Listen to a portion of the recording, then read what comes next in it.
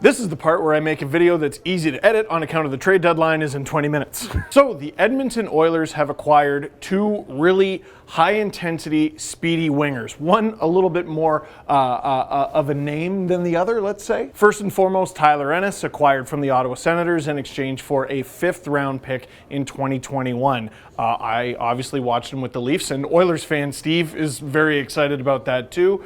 A guy who is unafraid. He scored a hat trick against the Calgary Flames. That should make him an instant fan favorite in Edmonton, and he's from there as well. Speedy. He was a former first-rounder. He's run into some injury troubles, but when he's healthy, he's a legitimate scoring threat who can play at the bottom of the lineup if you need him to. As for Andreas Athanasiou, I mean, my goodness. Another guy who's unafraid, has ridiculous high-end skill, but the most important thing about him is he's fast. He's one of the biggest burners in the entire NHL. Jeff Merrick is always talking about the All-Star competition, fastest skater, and among guys who are not invited to the All-Star game, they should have other guys show up, and he always brings up Athanasiou for the fastest skater. And keep in mind, he's teammates with Dylan Larkin. That's not bad. Dylan Larkin owns the All-Star game record for the fastest skater, and he might not even be the fastest guy on his own team. Well, maybe he is now. You put Andreas Athanasiou with Connor McDavid, forget about it. I've seen some people talking about, oh, can Cassian keep up? Who cares? That's not his job on that line anymore. His job is to bang in rebounds while you're distracted with the other two water bugs. Now, it wasn't exactly cheap. Andreas Athanasiou costing 2 second-round picks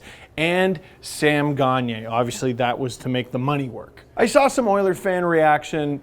I get it. I get it. Andreas Athanasiou is an excellent fit for the Edmonton Oilers. He's so fast. He just fits perfectly for a team that has been doing really good this season but could use some help on the wing.